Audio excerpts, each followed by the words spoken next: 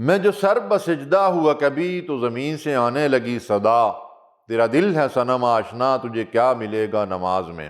ناظرین، نماز اللہ سے ملاقات، اس سے ہم کلام ہونے اور 5 وقت اللہ کے حضور خشوع اور خضوع کے ساتھ حاضری کا نام ہے۔ محض رکعتوں کی تعداد، تسبیحات، دعائیں اور کچھ رٹے رٹائے الفاظ ادا کرنے سے نماز کے وہ فوائد و ثمرات حاصل نہیں ہو سکتے جن کے لیے اللہ نے 5 وقت کی نماز فرض کی ہے۔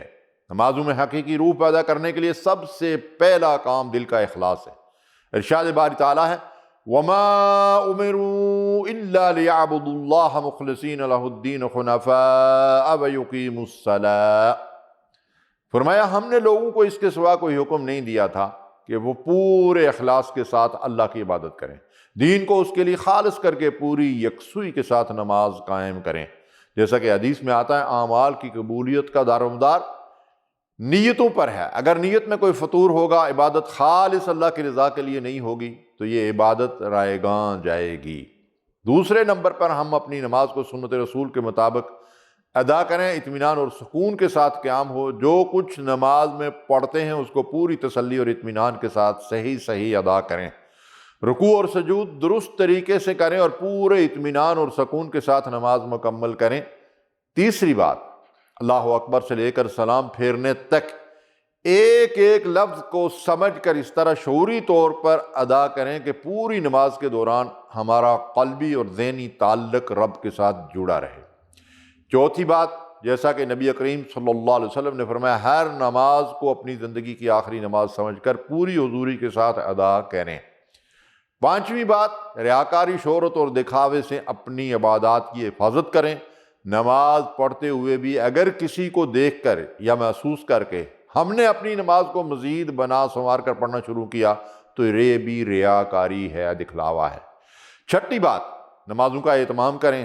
اہتمام سے مراد یہ ہے کہ اذان کے ساتھ ہی ہم دنیا داری کی تمام مصروفیات کو ترک کر کے اچھی طرح وضو کریں، مسجد یا نماز کی جگہ پہنچیں، تحیت المسجد یا سنتیں ادا کر کے جماعت سے قبل یا نماز سے قبل خوب دل کی حضوری کے ساتھ دعا کریں کہ اذان اور اقامت کے درمیان دعا کی قبولیت کا وقت ہوتا ہے۔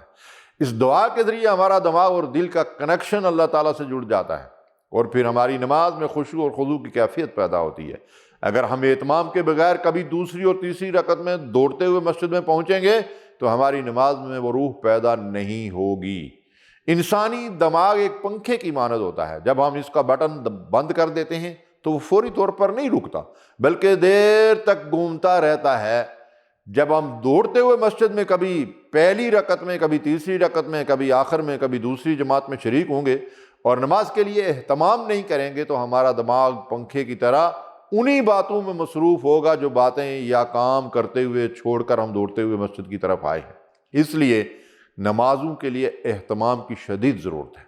یہی وجہ ہے کہ اللہ کے نبی صلی اللہ علیہ وسلم نے مسجد میں دوڑتے ہوئے داخل ہونے سے بھی منع فرمایا اور ارشاد فرمایا اطمینان اور سکون کے ساتھ مسجد میں آؤ، جو نماز نکل جاتی ہے اسے بعد میں پورا کر لو، کھانا حاضر ہو تو پہلے کھانا کھا لو، نیند آ رہی ہو تو پہلے سو جاؤ۔ یہ ساری ترکیبیں اس لیے بتائی گئی ہیں کہ ان حالات میں جو نماز پڑھی جاتی ہے اس نماز میں دل اور دماغ کی حضوری نہیں ہوتی، اس نماز میں خشوع نہیں ہوتا، وہ نماز روح سے خالی ہوتی ہے۔ آخری بات، جب ہم نماز کے لیے اٹھیں تو اپنے لباس اور کپڑوں کا بھی جائزہ لے لیں۔ بعض لوگ محنت مزدوری کا کام کرتے ہیں تو ان کے کپڑے انتہائی گندے اور بعض اوقات پسینے کی بدبو بھی آ رہی ہوتی ہے۔ اسی حال میں ہم نماز ادا کرتے ہیں جبکہ اللہ کا حکم ہے یا بنی آدم خذوا زینتکم عند کل مسجد، اے آدم کے بیٹو زیب و زینت کے ساتھ نمازوں کا اہتمام کرو، یعنی جب نماز کے لیے آؤ تو صاف ستھرا پاکیزہ لباس پہن کر اللہ سے ملاقات کرو۔ کتنی بدقسمتی کی بات ہے کہ جس لباس کے ساتھ ہم اللہ سے ملاقات کے لیے چلے جاتے ہیں وہ لباس پہن کر ہم کسی مسلمان بہن بھائی کے گھر جانا بھی پسند نہیں کریں گے، لیکن اللہ کے گھر دوڑتے ہوئے پہنچ جاتے ہیں۔ بعض لوگوں کے کپڑوں پر پرندوں اور جانداروں کی تصویریں بنی ہوتی ہیں۔